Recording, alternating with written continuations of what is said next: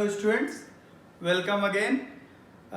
JEE और NEET के revision series में लास्ट वीडियो में हम लोग इलेक्ट्रोकेमिस्ट्री का पार्ट 1 बात कर चुके थे और उस वीडियो में हमने बात किया था गैल्वेनिक सेल के बारे में, नॉन इक्वेशन और उसके डिफरेंट एस्पेक्ट्स के बारे में, और हम लोग इलेक्ट्रोलिसिस बात कर चुके थे। तो क्वालिटेटिव अप्रोच ऑफ इलेक्ट्रोलिसिस मतलब ये था कि इलेक्ट्रोलिसिस जब होता है तो सब्सटेंस क्या मिलता है, कैथोड और एनोड पे क्या मिलेगा, कितना मिलेगा, वो आज हम लोग पढ़ेंगे। तो हम लोग आज अगला टॉपिक इलेक्ट्रोलिसिस पार्ट 2 में इसको खत्म करेंगे। देखिए, सबसे पहली बात हम इलेक्ट्रोलिसिस पार्ट 2 में करने जा रहे हैं क्वांटिटेटिव एस्पेक्ट्स ऑफ इलेक्ट्रोलिसिस।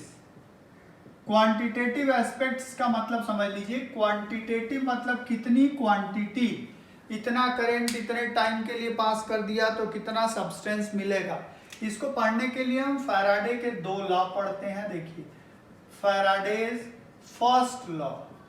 तो फैराडे का जो पहला लॉ है वो ये कहता है अमाउंट ऑफ सब्सटेंस W किसी कैथोड या एनोड पे कितना डिपॉजिट होगा वो डायरेक्टली प्रोपोर्शनल होता है चार्ज पास जितना किया जाए इलेक्ट्रोलाइट में।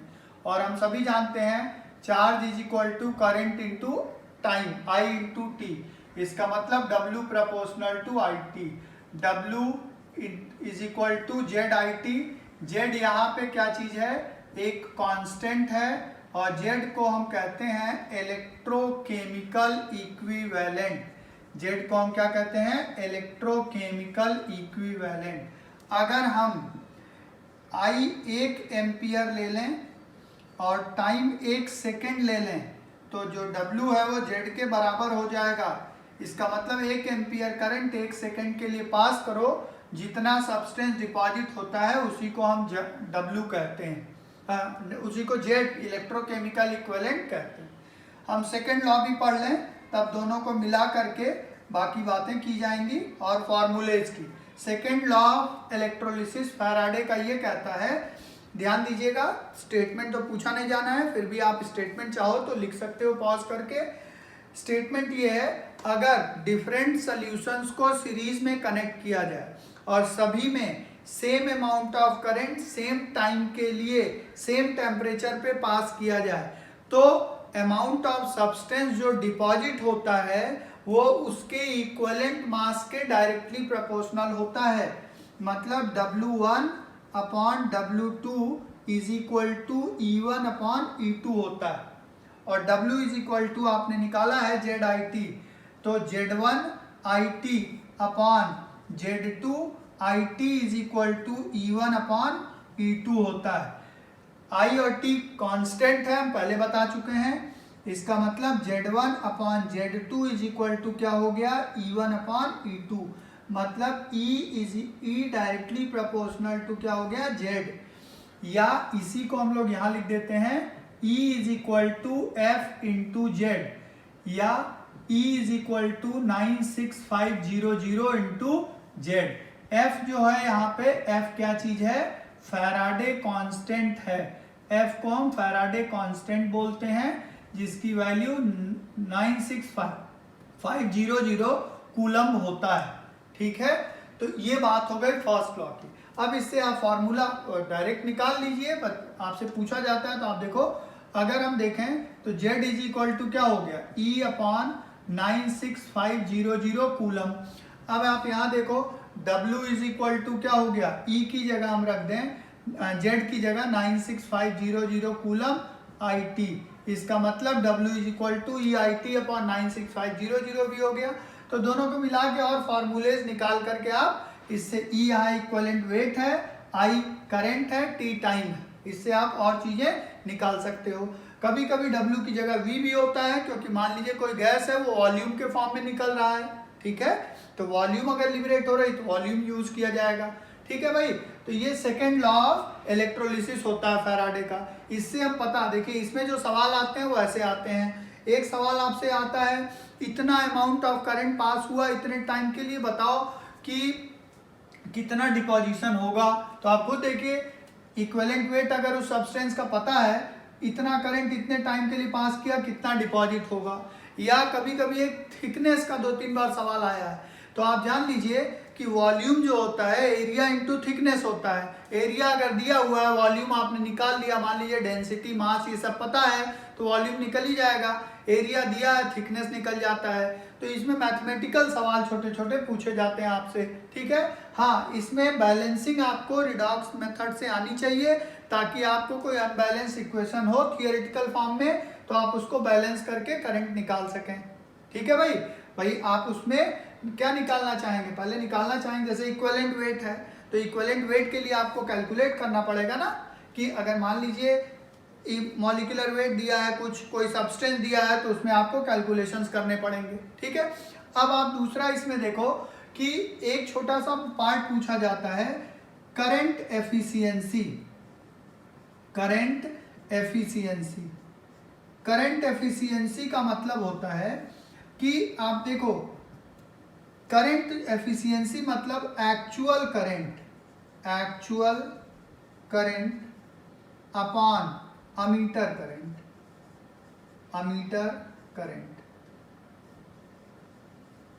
Into 100। Actual current upon ammeter current into 100 का मतलब ये आपको पूरी रीडिंग, अमीटर की कितनी रीडिंग है और कितना एक्चुअली आपको दिखाई दे रहा है। मतलब ये कि आप सीधा सीधा ये भी कह सकते हो कि आपको मालूम है कि हमने इतना करंट अगर पास किया तो इतना ग्राम सब्सटेंस डिपॉजिट होना चाहिए था।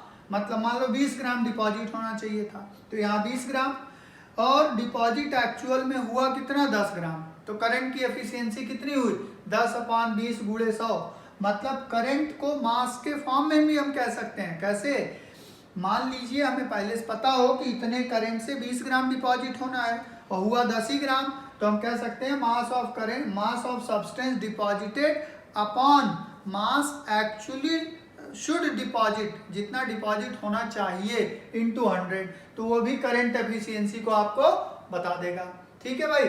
तो ये आपकी क्वांटिटेटिव एस्पेक्ट ऑफ इलेक्ट्रोलिसिस की हुई। अब आगे बात की जाए, नेक्स्ट बात करते हैं इलेक्ट्रोलिटिक कंडक्टेंस की। इलेक्ट्रोलिटिक कंडक्टेंस, इलेक्ट्रोलिटिक कंडक्टेंस में आप सबसे पहले देखिए दो टाइप का कंडक्टेंस हम लोग को यहाँ देखना होता है। एक होता है इलेक्ट्रोलिटिक और एक होता है मेटालिक। तो हम लोग अगर बात करें मेटालिक कंडक्टर्स जो होते हैं उनमें और इलेक्ट्रोलिटिक कंडक्शन में क्या फर्क होता है, तो इसको आपको हमने फिर कहा नोट्स बना लेंगे, आप चाहें तो कॉपीज किताबों में दिए हुए हैं, हम लोग रिवीजन कर रहे हैं। मेटालिक कंडक्शन में देखिए कैसे होता है, इलेक्ट्रॉन के थ्रू कंडक्शन होता है, यहाँ पे आयंस के थ्रू होता है। यहाँ पे टेम्परेचर बढ़ाने के साथ साथ रेजिस्टेंस बढ़ता है, कंडक्टेंस घटता है। यहाँ पे टेम्परेचर बढ़ाने के साथ साथ कंडक्टेंस बढ़ता है। यहाँ पे कोई मास का कहीं ट्रांसफर नहीं होता है, यहाँ पे मास का ट्रांसफर होता है क्योंकि कैथोड एनोड पे डिपोजिशन होता है। इस केस में आप देखो कोई नया सब्सटेंस या कोई ब्रेकडाउन नहीं होता है। इस केस में ब्रेकडाउन भी होता है और नए सब्सटेंसेस भी बनते हैं। तो जो कंडक्टेंस और रेजिस्टेंस है ये किन किन फैक्टर्स पे डिपेंड करता है, तो हम दूसरी बात करें यहाँ factors affecting resistance and conductance. Resistance and conductance, ये तो आप जान ही रहे हो। कंडक्टेंस मतलब ease of flow of current, जितना आसानी से करंट फ्लो हो कंडक्टेंस है। रेजिस्टेंस मतलब obstruction in flow of current, current में क्या कठिनाई आ रही है उसको हम कहते हैं रेजिस्टेंस, ठीक है। दोनों एक दूसरे के इनवर्स हैं। तो अगर आप देखो कौन से फैक्टर हैं, तो सबसे पहले आप फैक्टर देखो सॉल्यूट और सॉल्यूट का इंटरैक्शन। सॉल्यूट अगर तगड़ा फोर्स ऑफ अट्रैक्शन है तो इसका मतलब क्या होगा, सॉल्यूट का फोर्स स्ट्रांग तो रेजिस्टेंस ज्यादा, और रेजिस्टेंस ज्यादा तो कंडक्टेंस क्या होगा, कम। और दूसरी बात करें सॉल्यूट और सॉल्वेंट। जब सॉल्यूट और सॉल्वेंट हम कहते हैं तो इसका मतलब होता है सॉल्वेशन या हाइड्रेशन। सॉल्यूट और सॉल्वेंट जब हम कहते हैं तो सॉल्वेशन या हाइड्रेशन। और आप जानते हो जैसे हम लिथियम की बात करें Li+ और Cs+, हम जानते हैं ये बहुत बड़ा है, ये बहुत छोटा है, लेकिन जब इसको हाइड्रेटेड आप कह दोगे तो हाइड्रेटेड केस में और ये भी हाइड्रेटेड, तो हाइड्रेटेड केस में अगर देखोगे तो इसका साइज काफी बड़ा हो जाता है, ये हम लोग जानते हैं, पीरियोडिक टेबल केमिकल बॉन्डिंग में पढ़ रखे हैं। तो ये हाइड्रेटेड केस में, और अगर साइज बड़ा हो गया तो रेजिस्टेंस बढ़ जाएगा और कंडक्टेंस घट जाएगा, तो इसका रेजिस्टेंस इससे क्या होगा, ज्यादा होगा। तो इसका मतलब हाइड्रेशन भी अफेक्ट करता है। तीसरा फैक्टर अगर आप देखिए टेम्परेचर, तो हमने अभी कहा टेम्परेचर बढ़ाओगे तो यहाँ रेजिस्टेंस घटेगा, कंडक्टेंस बढ़ेगा इलेक्ट्रोलिटिक, क्योंकि ब्रेकडाउन ज्यादा होगा, आयंस ज्यादा बनेंगे। चौथी बात अगर करें विस्कोसिटी, विस्कोसिटी का मतलब होता है solvent solvent interaction, solvent solvent. अब खुद देखो, सॉल्यूट सॉल्यूट, सॉल्यूट सॉल्वेंट और सॉल्वेंट सॉल्वेंट, विस्कोसिटी मतलब थिक सॉल्यूशन। तो विस्कोसिटी जितनी ज्यादा, रेजिस्टेंस उतना ज्यादा, कंडक्टेंस उतना कम। तो ये वाले फैक्टर हैं जो रेजिस्टेंस और कंडक्टेंस को अफेक्ट कर रहे हैं। इसके बाद हम लोग देखते हैं कंडक्टेंस के बारे में और बात करें तो जैसे होता है ओम्स लॉ, आप फिजिक्स में देखे होंगे, ओम्स लॉ में सीधा सीधा हम कहते हैं V is equal to I R, potential difference across a conductor, ये है V और ये I करंट है और R क्या है, रेजिस्टेंस। ठीक है, तो V is equal to I R एक ये आता है। अब यहां से जो हम रेजिस्टेंस की बात कर रहे होते हैं, रेजिस्टेंस और स्पेसिफिक रेजिस्टेंस, रेजिस्टिविटी, ये सब क्या होता है देखिए। तो आप देखिए रेजिस्टेंस जो होता है, रेजिस्टेंस को हम कहते हैं डायरेक्टली प्रोपोर्शनल टू लेंथ, और रेजिस्टेंस जो होता है inversely proportional to area of cross section. इसका मतलब resistance is equal to proportional to L by A, और प्रोपोर्शनलिटी साइन हटाने के लिए हम ले आते हैं क्या, एक कांस्टेंट ले आते हैं। तो इसको हम क्या कहते हैं, resistance is equal to rho L by A। ठीक है, रेजिस्टेंस की जो यूनिट होती है वो होती है ओम, R की यूनिट क्या है, ओम। अब यहाँ पे आप देखना जरा, रो इज इक्वल टू क्या हो जाएगा, RA बाई L, और रो को हम क्या कहते हैं, ये कांस्टेंट है, इसको कहते हैं स्पेसिफिक रेजिस्टेंस। रो को क्या बोला जाता है, स्पेसिफिक रेजिस्टेंस, या इसी को हम लोग बोलते हैं रेजिस्टिविटी, स्पेसिफिक रेजिस्टेंस या रेजिस्टिविटी। तो rho is equal to RA by L, rho की अगर यूनिट आप निकालना चाहिए तो आप देखिए ओम, ठीक है, R की यूनिट ओम हो गई, और मान लीजिए इसको लिखें सेंटीमीटर स्क्वायर अपॉन सेंटीमीटर, तो ये कैंसिल हो गया, इसकी यूनिट हो गई ओम सेंटीमीटर। ठीक है, ओम मीटर, जो भी आप लेना चाहें। तो ये रो की बात हो गई, ये रेजिस्टेंस और स्पेसिफिक रेजिस्टेंस की बात हुई, ये स्पेसिफिक रेजिस्टेंस और ये रेजिस्टेंस है। अगर आप आगे इसमें देखो फटाफट जरा जल्दी से, तो इसमें अगली बात हम करें तो आप ये देखो कि नेक्स्ट होता है जैसे रेजिस्टेंस वैसे ही कंडक्टेंस, इसको C को conductance, C is equal to 1 by R हो जाएगा। रेजिस्टेंस ऑब्स्ट्रक्शन होता है, कंडक्टेंस ईज होता है, जितना आसानी से करंट फ्लो कर जाए। तो कंडक्टेंस की जो यूनिट हो जाएगी वो हम सीधा सीधा ऐसे लिख देते हैं, मोह लिख देते हैं, या सीधा सीधा हम क्या लिख सकते हैं, ओम इनवर्स लिख सकते हैं। ठीक है, तो ओम इनवर्स या मोह MHO भी लिख दिया जाता है, या इसी को सीमेंस भी कहा जाता है। ठीक है, सीमेंस। ठीक, ये यूनिट हो जाती है कंडक्टेंस की। अब जैसे कंडक्टेंस वैसे ही स्पेसिफिक, आप देखो स्पेसिफिक कंडक्टेंस या कंडक्टिविटी, दूसरी बात होती है स्पेसिफिक कंडक्टेंस, स्पेसिफिक कंडक्टेंस, या इसी को हम लोग बोलते हैं कंडक्टिविटी, कंडक्टिविटी। इसको हम लोग K से रिप्रेजेंट करते हैं, या कप्पा भी कहा जाता है, K से रिप्रेजेंट किया जाता है। अब K इज इक्वल टू क्या हो जाएगा, 1 बाई रो। क्यों, क्योंकि जैसे कंडक्टेंस रेजिस्टेंस का उल्टा, वैसे कंडक्टिविटी रेजिस्टिविटी या स्पेसिफिक रेजिस्टेंस का उल्टा। तो K इज इक्वल टू क्या हो जाएगा, 1 बाई रो था, मतलब RA बाई L था, तो L बाई क्या हो जाएगा, RA हो जाएगा।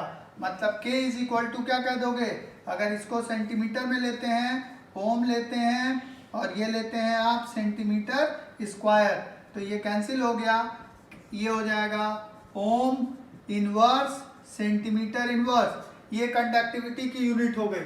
ठीक है, तो ये बात हो गई आपकी कंडक्टिविटी या स्पेसिफिक कंडक्टेंस। अब देखते हैं मोलर कंडक्टेंस और इक्विवेलेंट कंडक्टेंस। तो अभी देखिए मोलर कंडक्टेंस, मोलर कंडक्टेंस को हम लोग ऐसे लैम्डा m के फॉर्म में भी लिखते हैं, तो अच्छा एक बात समझिएगा, जैसे कंडक्टिविटी और रेजिस्टिविटी दोनों कंसंट्रेशन पे डिपेंड करती है, उसी तरीके से इसी कंसंट्रेशन पे डिपेंड करती है, इसीलिए अब हम लोग मोलर कंडक्टेंस अलग से टर्म ले आ रहे हैं, क्योंकि एक स्पेसिफिक कंसंट्रेशन टर्म वैसे ही इक्विवेलेंट कंडक्टेंस आएगा। तो मोलर कंडक्टेंस जो होता है, मोलर डेरिवेशन की जरूरत नहीं है, K इंटू 1000 अपॉन C मतलब यहाँ पे जब हम मोलर की बात कर रहे हैं तो C यहाँ कंसंट्रेशन है, इसको हम लिख देते हैं मोलैरिटी, M मोलैरिटी है। और अगर इसकी यूनिट आप देखेंगे मोलर कंडक्टेंस की, तो एक तो ओम इनवर्स सेंटीमीटर स्क्वायर और यहाँ पे मोल इनवर्स या मोलर ऐसे लिख देते हैं एम इनवर्स। एम इनवर्स का मतलब मोलर इनवर्स, ठीक है। तो ये इसकी यूनिट हो गई। सेम इसी, अब इसको डिफाइन कैसे करते हैं, हम कहते हैं कि conducting power of all the ion furnished bye 1 mole of electrolyte in a given solution. 1 mole electrolyte एक सॉल्यूशन के अंदर जितने आयन देगा, उस आयन का कंडक्टिंग पावर जो होगा उसको मोलर कंडक्टेंस कहते हैं। इसी तरीके से आपके पास होता है इक्विवेलेंट कंडक्टेंस। इक्विवेलेंट कंडक्टेंस जो होता है इसको हम लोग लैम्डा EQ लिखते हैं। Equivalent conductance lambda EQ is equal to K into 1000 upon C। यहाँ भी C की जगह सीधा हम लिख देते हैं क्या, नॉर्मेलिटी, ठीक है। इक्विवेलेंट कंडक्टेंस है तो नॉर्मेलिटी, और इसकी यूनिट जो होती है वो हो जाएगी ओम इनवर्स सेंटीमीटर स्क्वायर पर इक्विवेलेंट। ये यूनिट हो जाती है इक्विवेलेंट कंडक्टेंस की। दोनों को अगर हम रिलेट करते हैं तो molar conductance is equal to N into equivalent conductance. N जो होता है वो वही है N फैक्टर जो हम लोग यूज करते हैं, जैसे बेसिसिटी यूज करते हैं इक्विवेलेंट वेट निकालने में, जो N फैक्टर यूज किया जाता है वो है यहाँ पे N फैक्टर, ठीक है भाई। तो ये बात हुई मोलर और इक्विवेलेंट कंडक्टेंस की। अब आप देखिए जरा, मोलर और इक्विवेलेंट कंडक्टेंस में एक बड़ा इंपॉर्टेंट टॉपिक होता है डिपेंडेंसी या डिपेंडेंस ऑफ मोलर कंडक्टेंस और equivalent conductance on concentration. Concentration पे कैसे डिपेंडेंसी होती है इसकी। तो कंसंट्रेशन पे जब डिपेंडेंसी देखते हैं तो हम दो टर्म में देखते हैं। एक बात क्लियरली आप समझ लें कि मोलर कंडक्टेंस जो होता है वो डाइल्यूशन के साथ साथ बढ़ता है। This increases with dilution, increases with dilution. या आप कहोगे कंसंट्रेशन जैसे जैसे बढ़ाओगे मोलर कंडक्टेंस घटेगा, चाहे वो वीक इलेक्ट्रोलाइट हो चाहे वो स्ट्रांग इलेक्ट्रोलाइट हो। For weak and strong both the electrolyte, both electrolyte weak and strong both the electrolytes, इसके लिए मोलर कंडक्टेंस जो होता है वो डाइल्यूशन के साथ साथ बढ़ता है, ठीक है। अब आप इसमें एक बात और क्लियर समझ लीजिए, अगर हम स्ट्रांग इलेक्ट्रोलाइट के लिए देखें, फॉर स्ट्रांग इलेक्ट्रोलाइट, अगर ये रिलेशन आप चेक करिए, स्ट्रांग इलेक्ट्रोलाइट के लिए एक रिलेशन होता है जिसको हम बोलते हैं डिबाई हकल ऑनसेगर इक्वेशन। डिबाई हकल ऑनसेगर इक्वेशन बोलते हैं। तो इसमें देखिए क्या होता है, इसमें कहा जाता है molar conductance is equal to molar conductance minus B√C। ये जो लिखा हुआ है that is at infinite dilution. Molar conductance ये है नॉर्मल और ये इनफाइनाइट डाइल्यूशन।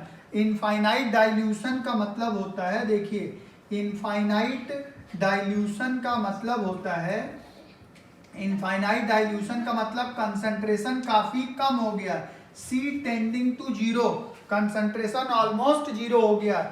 अब इनफाइनाइट डाइल्यूशन पे चाहे वो वीक इलेक्ट्रोलाइट हो चाहे वो स्ट्रांग, सब के सब कंप्लीटली आयोनाइज माने जाते हैं, ठीक है। तो इनका जो ग्राफ हम आपको दिखाए, तो ये आप देखिए, अगर ये ग्राफ आप देखें मोलर कंडक्टेंस और ये √C का ग्राफ, तो इनका ग्राफ करीब करीब ऐसा आता है। थोड़ा सा कम सिर्फ आयनिक रेजिस्टेंस के लिए होता है। ये ग्राफ ऑलमोस्ट स्ट्रेट इसलिए आता है कि आप जानते हैं कि जैसे जैसे आप स्ट्रॉन्ग इलेक्ट्रोलाइट लोगे तो वो तो शुरू में ही 100% आयनाइज हो जाएगा, मतलब उस पर कंसंट्रेशन का बहुत फर्क। जैसे NaCl लिया तो NaCl पे कंसंट्रेशन का बहुत फर्क नहीं है, उसका ऑलमोस्ट 100% आयनाइजेशन है, इसीलिए ऑलमोस्ट ग्राफ क्या आता है, स्ट्रेट लाइन। तो ये आता है किसके लिए, स्ट्रॉन्ग इलेक्ट्रोलाइट के लिए। जब हम वीक इलेक्ट्रोलाइट की बात करते हैं तो इस ग्राफ में कुछ चेंज आएगा, ठीक है। क्या चेंज आएगा, आइए इस पे बात करते हैं। वीक इलेक्ट्रोलाइट के लिए देखा जाए हम लोग, तो देखिए वीक इलेक्ट्रोलाइट में कंसंट्रेशन पे कंडक्टेंस, मोलर कंडक्टेंस का क्या इफेक्ट पड़ता है। मैंने आपको बताया एकदम बेसिक, देखो कोई स्ट्रॉन्ग इलेक्ट्रोलाइट है तो उस पर कंसंट्रेशन का बहुत फर्क नहीं पड़ेगा, ग्राफ ऑलमोस्ट स्ट्रेट लाइन आता है। रीजन कि उस केस में वो तो लेते ही पूरा आयनाइज हो जाता है। लेकिन वीक इलेक्ट्रोलाइट, जैसे मान लीजिए किसी चीज को कम डाइल्यूट कंसंट्रेटेड लिया गया है तो उसका 1-2% आयनाइजेशन, थोड़ा और पानी डाल दिया गया और ज्यादा आयनाइजेशन, थोड़ा और पानी डाला और ज्यादा। इसका मतलब अगर इनफाइनाइट डाइल्यूशन कर दें तो वीक इलेक्ट्रोलाइट भी ऑलमोस्ट 100% आयनाइज हो जाएगा, है ना। तो इसलिए वीक इनफाइनाइट डाइल्यूशन पे वीक इलेक्ट्रोलाइट भी स्ट्रॉन्ग इलेक्ट्रोलाइट की तरह बिहेव करने लगता है। तो यहाँ पे जो आपको ग्राफ मिलता है, आप देखिए ये लेमडा m है और ये √c है, तो आपको ग्राफ इस तरीके का कुछ मिलेगा। क्यों, क्योंकि आप देखिए ये डाइल्यूशन, इधर कंसंट्रेशन 0 है तो देखो मोलर कंडक्टेंस बहुत ज्यादा, जैसे जैसे कंसंट्रेशन बढ़ाएंगे मोलर कंडक्टेंस घटता चला जाएगा। तो ये वीक इलेक्ट्रोलाइट के लिए हमको ग्राफ मिलता है, ठीक है। तो अब एकदम समझ लें कि स्ट्रॉन्ग इलेक्ट्रोलाइट पे बहुत ज्यादा फर्क नहीं पड़ेगा, लेकिन अगर पूछा जाए तो आप कहोगे कि molar conductance decreases with increase in concentration, ठीक है, for strong electrolyte as well as weak electrolyte, ठीक है। अब यहाँ पे एक और बात करनी है, एक लॉ होता है कोलराउस लॉ। कोलराउस लॉ, इसी को हम कहते हैं law of independent migration. Kohlrausch law of independent migration.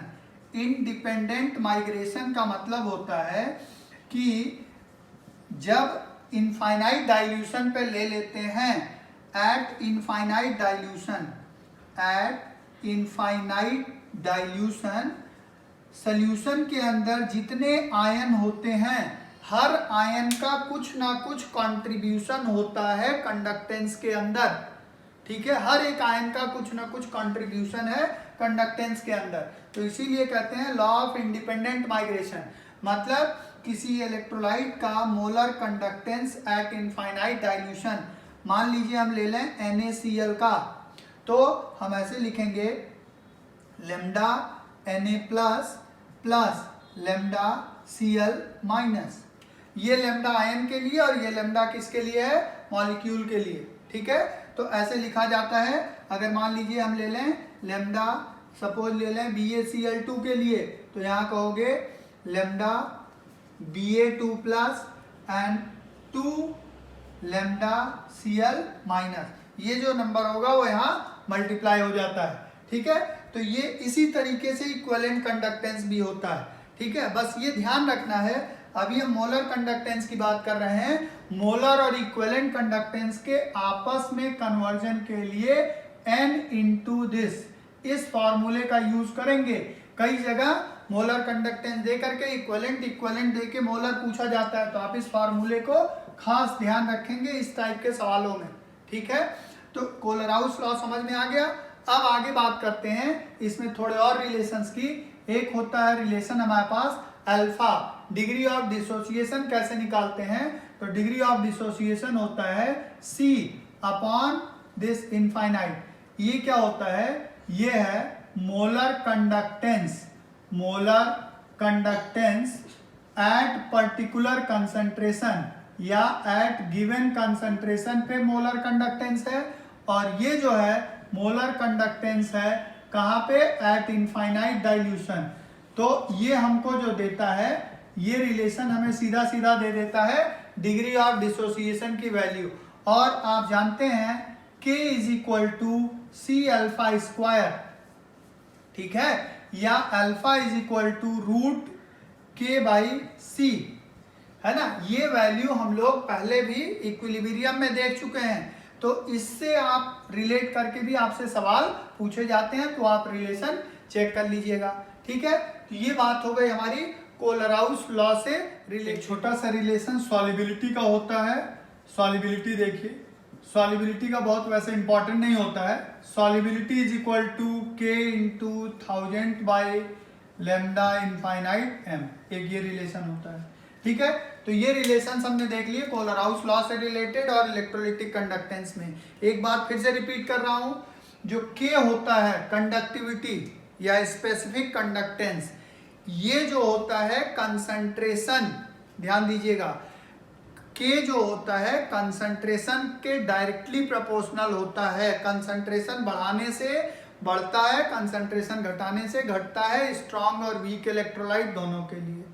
ठीक है, मोलर कंडक्टेंस जो होता है वो स्ट्रॉन्ग इलेक्ट्रोलाइट के लिए ऑलमोस्ट कांस्टेंट रहता है, लेकिन वीक इलेक्ट्रोलाइट के लिए इनवर्सली प्रोपोर्शनल होता है। मतलब कंसंट्रेशन बढ़ाने से मोलर कंडक्टेंस घटेगा, कंसंट्रेशन घटाने से, कंसंट्रेशन बढ़ाने से मोलर कंडक्टेंस घटेगा, डाइल्यूशन बढ़ाने से मोलर कंडक्टेंस बढ़ेगा।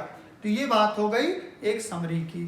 ठीक है, अब हम इस चैप्टर के लास्ट पार्ट की बात करेंगे, कॉमर्शियल सेल और बैटरी की। अब देखिए, कॉमर्शियल बैटरी की बात करें तो इसमें जो बातें आपको याद रखनी हो मैंने यहाँ लिख दी है। एक कॉमर्शियल बैटरी में जो पहले टाइप का सेल होता है उसको प्राइमरी सेल कहते हैं, और प्राइमरी सेल जो होता है वो नॉन रिचार्जेबल होता है। नॉन रिचार्जेबल, ये रिचार्ज नहीं किया जा सकता, इरिवर्सिबल समझिए। जैसे घड़ी का सेल होता है, उसमें रिचार्ज वाले भी आते हैं लेकिन उसका फंक्शन दूसरा होता है, तो ये नॉन रिचार्जेबल होता है। प्राइमरी सेल दो तरीके के हैं, ड्राई सेल और लैक्लांस सेल। ड्राई सेल या लैक्लांसे सेल और बटन सेल या मरकरी सेल। आपसे क्वेश्चन जो है एनोड, कैथोड, इलेक्ट्रोलाइट, वोल्टेज और रिएक्शन, इन्हीं में से आ सकता है। रिएक्शन तो जनरली आता नहीं है लेकिन हमने लिख दिया है। एनोड इसमें जिंक का होता है, कैथोड ग्रेफाइट का होता है, इलेक्ट्रोलाइट NH4Cl और ZnCl2 का पेस्ट है। वोल्टेज इतना प्रोड्यूस करता है ये 1.25 से 1.5। रिएक्शन ये होता है, ये एनोड का रिएक्शन हो गया ये वाला, और ये वाला नीचे वाला कैथोड का रिएक्शन हो गया। तो ये रिएक्शन होता है, इसकी बहुत जरूरत आपको नहीं पड़ेगी। बटन सेल जो छोटे छोटे रिस्ट वॉचेज में लगता है उसको बटन सेल या मरकरी सेल बोलते हैं। बटन सेल में anode sodium amalgam zinc amalgam होता है, कैथोड HgO+C होता है, इलेक्ट्रोलाइट KOH और ZnOH होता है। वोल्टेज इसका 1.35 है। देखिए, इसका जो वोल्टेज है वेरी करता है, इसीलिए सेल बहुत अच्छा नहीं माना जाता, ये ज़्यादा दिन तक चलता है। इसका वोल्टेज फिक्स है, वोल्टेज वेरिएबल है तो सेल बहुत अच्छा नहीं होता है। रिएक्शन इसका ये देखिए, ये एनोड पे रिएक्शन होगा और ये नीचे वाला रिएक्शन कैथोड पे होगा, और दोनों को ऐड करके ये सेल रिएक्शन मिल गया। ये इंपॉर्टेंट है, लेड स्टोरेज बैटरी। कार में, इन्वर्टर में जो बैटरी लगी होती है वो लेड स्टोरेज बैटरी कही जाती है। सेकेंडरी सेल को हम रिचार्जेबल सेल भी कहते हैं। आप जानते हैं ये रिचार्ज हो ही जाता है, रिवर्सिबल होता है। ठीक है, लेड स्टोरेज बैटरी जो होता है, आप देखिए इसका एनोड Pb, कैथोड PbO2 है। इलेक्ट्रोलाइट बड़ा इंपॉर्टेंट है, H2SO4 जिसकी स्पेसिफिक ग्रेविटी 1.3 ग्राम पर सीसी है, कंसंट्रेशन 38% है। वोल्टेज 2 वोल्ट प्रोड्यूस करता है एक, इसीलिए मान लीजिए 12 वोल्ट की बैटरी तो 6 कॉलम लगाने पड़ेंगे आपको। रिएक्शन Pb, ये रिएक्शन एनोड पे होता है, ये रिएक्शन आपका एनोड पे है और ये रिएक्शन कैथोड पे है। ठीक है, दोनों को ऐड करके ये सेल रिएक्शन मिलता है। अब बस इसमें ध्यान देना है, ये रिचार्ज और डिस्चार्ज कैसे होता है। डिस्चार्ज अगर इसका स्पेसिफिक ग्रेविटी 1.2 है, उससे कम गया तो हम कहते हैं बैटरी डिस्चार्ज हो गई। और बैटरी डिस्चार्ज होगी, स्पेसिफिक ग्रेविटी इसलिए भी घटेगा, स्पेसिफिक ग्रेविटी मतलब density with respect to water, तो ये घटेगा भी। क्यों? क्योंकि देखो दोनों जगह H2 है, पूरे रिएक्शन में देखो ये H+ और ये SO4, ये क्या है H2SO4, ये यूज हो रहा है। अगर यूज होगा तो इसकी स्पेसिफिक ग्रेविटी घटेगी। ठीक है, अब अगर हमें रिचार्ज करना है तो रिचार्ज करना मतलब इसकी स्पेसिफिक ग्रेविटी वापस 1.2 से 1.3 ले आना है, मतलब H2SO4 बनाना पड़ेगा। इसी रिएक्शन को अगर रिवर्स कर दें तो बैटरी क्या हो जाएगी, रिचार्ज हो जाएगी। ठीक है, और इस रिएक्शन को हम रिवर्स कैसे कर सकते हैं, आप देखो, आपको किसी डीसी सोर्स से इस बैटरी को लगाइए, एनोड को कैथोड, कैथोड को एनोड, रिवर्स जोड़ दीजिए, सेल रिएक्शन रिवर्स हो जाएगा और ये बैटरी क्या हो जाएगी, रिचार्ज। कैसे? जब इससे वापस ये बनेगा तो ये दोनों मिल के H2SO4 वापस बना लेंगे, बैटरी को क्या कहा जाएगा, रिचार्ज हो गया। ठीक है, तो ये एक टाइप का एक छोटा सा लेड स्टोरेज बैटरी में, मतलब सेकेंडरी सेल में एक छोटा सा और है जिसको निकैड सेल भी बोलते हैं, तो आइए उसकी भी बात कर लेते। देखिए निकैड सेल ये भी एक सेकेंडरी सेल है, जैसे ड्यूरा सेल जो होता है। देखिए एनोड इसका CD, कैथोड जो है वो NiO2 इलेक्ट्रोलाइट KOH, वोल्टेज उसी के बराबर 2 वोल्ट। रिएक्शन इसका ये होता है, आप देखिए इसको कॉपी कर लीजिए, याद करना पड़ेगा, वैसे रिएक्शन की जरूरत पड़ती नहीं। फ्यूल सेल, एक बात ये भी समझ लीजिए, जो ऑक्सीजन हाइड्रोजन सेल भी बोलते हैं फ्यूल सेल, फ्यूल सेल का रिएक्शन आप थोड़ा याद कर लेना, 2H2 + O2 2H2O, वाटर का फॉर्मेशन है फ्यूल सेल का रिएक्शन।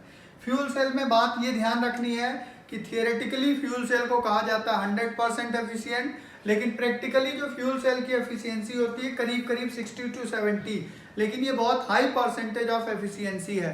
ठीक है, इसको स्पेस प्रोग्राम्स में यूज किया जाता है। ठीक है, कोरोजन एंड रस्टिंग इसका लास्ट पार्ट है, जिसका कुछ पोर्शन आप एनसीईआरटी से याद कर लेना, जैसे प्रिवेंशन ऑफ कोरोजन, कैसे रस्टिंग को या आयरन की रस्टिंग को रोकेंगे। हम लोग इलेक्ट्रोकेमिकल फेनोमेना ऑफ रस्टिंग देखने जा रहे हैं। एक्चुअली रस्टिंग में इलेक्ट्रोकेमिस्ट्री ऐसे इन्वॉल्व होती है कि आयरन जहाँ पे होता है, अगर आयरन के ऊपर कोई ऐसा मेटल डिपॉजिट हो गया जिसकी रिएक्टिविटी आयरन से कम है, तो आयरन के ऊपर अगर ऐसा मेटल डिपॉजिट हो गया, सोचिए ये आयरन ब्लॉक पे यहाँ कॉपर सपोज, तो ये कॉपर और आयरन एक गैल्वेनिक सेल बना लेंगे, ये ज्यादा रिएक्टिव ये कम, पोटेंशियल डिफरेंस डेवलप होगा, एक मिनिएचर गैल्वेनिक सेल बन जाता है, और ये सेल रिएक्शन होने की वजह से रस्टिंग का प्रोसेस बहुत फास्ट हो जाता है। तो आप देखो जब ये मिनिएचर गैल्वेनिक सेल बनेगा तो रिएक्शन क्या होगा, रिएक्शन ये होगा, एनोड पे ये रिएक्शन है, कैथोड पे ये रिएक्शन है। ठीक है, यहाँ O2H+ electron and gives H2O। अब उसके बाद ये जो Fe2+ है, या एयर के प्रेजेंस में इस H2O जो बन रहा है इससे रिएक्ट करके फिर से ये Fe2+ Fe3+ में ऑक्सीडाइज हो जाता है यहाँ पे, और यही Fe3+ Fe2O3 dot XH2O। XH2O का मतलब हमें ये नहीं पता होता है कितने मॉलिक्यूल ऑफ वाटर एग्जैक्टली हैं, यही हम लोग कह देते हैं आयरन के रस्ट का फॉर्मूला है, यहीं से क्या हो जाता है, रस्टिंग। ठीक है, तो ये इलेक्ट्रोकेमिस्ट्री इन्वॉल्व है। कैसे इन्वॉल्व है फिर से बता दे रहा हूं, मिनिएचर गैल्वेनिक सेल बन जाते हैं, कैसे, कोई भी लेस रिएक्टिव मेटल आयरन से अगर उस पर डिपॉजिट हुआ तो ये कैथोड का काम करेगा, ये एनोड, मतलब आयरन ऑक्सीडाइज होता है तभी उसकी रस्टिंग होती है। इसीलिए हम कहते हैं गैल्वेनाइजेशन से रस्टिंग रोकी जा सकती, क्योंकि आयरन का ऑक्सीडेशन, आप देखो हम लोग देखें इसका Fe2+ Fe, इसके इनॉट की वैल्यू जो होती है -0.44, और Zn2+ Zn, इसके इनॉट की वैल्यू होती है -0.76, और हम जानते हैं जिसके इनॉट की वैल्यू कम वो जल्दी ऑक्सीडाइज होता है, क्योंकि इनॉट की वैल्यू कम, मतलब इसका उल्टा करोगे तो ये वैल्यू ज्यादा, मतलब ये जल्दी ऑक्सीडाइज होगा, इसीलिए गैल्वेनाइजेशन कर देते हैं अगर, तो जिंक का ऑक्सीडेशन होता है, आयरन का ऑक्सीडेशन रुक जाता है। ठीक है, इसके अलावा और मेथड्स हैं, उसको आप एनसीईआरटी से याद करना, जैसे कैथोडिक प्रोटेक्शन, पेंट लगा दो, ऑयल लगा दो, इससे आप रस्टिंग को रोक सकते हैं। तो ये हुआ हमारा इलेक्ट्रोकेमिस्ट्री चैप्टर खत्म। ठीक है, अगले वीडियो में हो सकता है कोई ऑर्गेनिक या हो सकता है फिजिकल की बात कर लें, या हो सकता है अगर थोड़ा चेंज करना है तो हम किसी ऑर्गेनिक चैप्टर की बात कर लेंगे, वही वन शॉट में बात की जाएगी। ठीक है भाई, थैंक यू सो मच।